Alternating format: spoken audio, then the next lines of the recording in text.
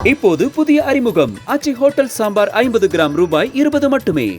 ஈரோடு கிழக்கு தொகுதி இடைத்தேர்தலில் போட்டியிடும் திமுக வேட்பாளர் சந்திரகுமாரை ஆதரித்து அமைச்சர் முத்துசாமி கருங்கல்பாளையம் பகுதியில் வீடு வீடாக சென்று வாக்கு சேகரித்து வருகிறார்.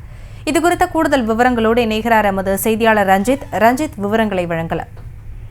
வணக்கம். ஈரோடு கிழக்கு தொகுதி இடைத்தேர்தலில் போட்டியிடக்கூடிய திமுக வேட்பாளரை ஆதரித்து அமைச்சர் முத்துசாமி உள்ளிட்ட திமுகவினர் இன்று 4வது நாளாக பிரச்சாரத்தில் ஈடுபட்டு வருகிறார்கள். ஈரோடு கிழக்கு தொகுதி சட்டமன்ற உறுப்பினராக இருந்த மூத்த தலைவர் இளங்கோவன் கடந்த டிசம்பர் 14 மறைந்தார்.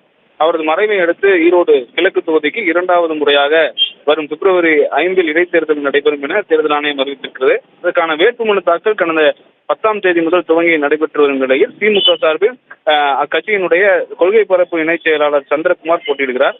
திமுக வேட்பாளராக போட்டியிடும் சந்திரகுமாரை ஆதரித்து திமுகவினர் இந்த கடந்த 4 நாட்களாக தீவிர வாக்கு சேகரிப்பில் ஈடுபட்டு வருகிறார்கள். அதன்படி இன்றைய தினமும் ஈரோடு கிருஷ்ணம்பாளையம் ரோடு, கணபதிபுரம் உள்ளிட்ட பகுதிகளில் திமுக வீட்டு வசதித்துறை அமைச்சர் முத்துசாமியுடன் இணைந்து இந்த பகுதிகளில் வீடு வீடாக சென்று பொதுமக்களை சந்தித்து வாக்கு சேகரிப்பில் ஈடுபட்டு வருகிறார்கள்.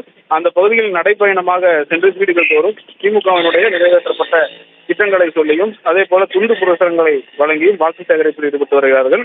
அவருடன் கட்சியினுடைய மூத்த நிர்வாகிகளும் பலரும் இந்த வாக்கு சேகரிப்பில் ஈடுபட்டு வரக்கூடிய சூழ்நிலை. இன்றைய நாள் வேட்புமனு தாக்கலுக்கான இறுதி நாளாக சொல்லப்பட்டிருக்கிற நிலையில் இன்றைய தினம் முதல் இந்த வாக்கு சேகரிப்பானது சூடுபிடிக்க துவங்கியுள்ளது.